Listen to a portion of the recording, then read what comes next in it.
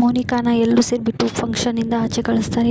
ಈ ಕಡೆ ಮೋನಿಕಾ ಮನೆಗೆ ಬರ್ತಾಳೆ. ಮನೆಗೆ ಬಂದ ತಕ್ಷಣ, ಅಮ್ಮ ನನ್ನನ್ನು ಹೇಗೆ ಬೈತಿದ್ಯಾ ನೀನು, ಅಲ್ಲಿ ನೋಡಿದ್ರೆ ಹ್ಯಾಂಗೆ ಮಾಡ್ತಾಯಿದ್ರಿ, ಇಲ್ಲಿ ನೋಡಿದ್ರೆ ನೀನು ಹೀಗೆ ಮಾಡ್ತಾ ಇದೆಯಾ ಅಂತ ಮೋನಿಕಾ ಹೇಳ್ತಾಳೆ. ಅದಕ್ಕೆ ಕಾಂತಲಕ್ಷ್ಮಿ, ನೀನು ಮದುವೆ ಮನೆಯಿಂದ ಹೊರಗೆ ಹೋದ್ಯಲ್ಲ, ಆವಾಗಲೇ ನಿನ್ನ ಮೇಲಿರೋ ಗೌರವ ಪ್ರೀತಿ ಎಲ್ಲ ಹೊರಟೋಯ್ತು ಕಣೆ ನನಗೆ. ನೀನು ಮದುವೆ ಮನೆಯಿಂದ ಹೊರಟು ಹೋಗಿದ್ರಿಂದ ಗೌರಿ ಜೀವನ ಕೂಡ ಹಾಳಾಗ್ತಾ ಇದೆ. ಅವಳಿಗೆ ಆ ಮದುವೆ ಇಷ್ಟ ಇಲ್ಲದಿದ್ರು ಮಾಡಿಕೊಟ್ಟಿದ್ದೀವಿ, ಆದರೆ ಅವಳಿಗೆ ಗಂಡನ ಮನೆಯಲ್ಲಿ ಒಂದು ಬಿಡಿಗಾಸಷ್ಟು ಕಿಮ್ಮತ್ತು ಕೊಡ್ತಾ ಇಲ್ಲ ಯಾರು. ಇದೆಲ್ಲ ಆಗಿದ್ದು ನಿನ್ನಿಂದ ಕಣೆ ಅಂತ ಕಾಂತಲಕ್ಷ್ಮಿ ಹೇಳ್ತಾಳೆ. ಅದಕ್ಕೆ ಮೋನಿಕಾ, ಅಮ್ಮ ನಾನು ಮದುವೆ ಮನೆಯಿಂದ ಬೇಕಂತ ಹೋಗಿಲ್ಲ. ನಾನು ನಿಜ ಹೇಳ್ಬೇಕಂದ್ರೆ ಒಂದು ಹುಡುಗನ ಲವ್ ಮಾಡಿದ್ದೆ, ಅವನನ್ನ ಮದುವೆ ಮಾಡ್ಕೋಬೇಕು ಅಂತ ಮನೆ ಬಿಟ್ಟು ಹೋದರೆ ಆದರೆ ಅದು ಆಗಲಿಲ್ಲ. ಆದರೆ ಒಂದು ಮಾತು ತಿಳ್ಕೊ, ನಾನು ಯಾರನ್ನ ಲವ್ ಮಾಡ್ತಾ ಇದ್ದೀನಿ ಅಂತ ಆ ವಿಷಯ ನಿನಗೆ ಗೊತ್ತಾದರೆ ನೀನು ತುಂಬಾ ಖುಷಿ ಪಡ್ತೀಯ ಅಂತ ಮೋನಿಕಾ ಹೇಳ್ತಾಳೆ.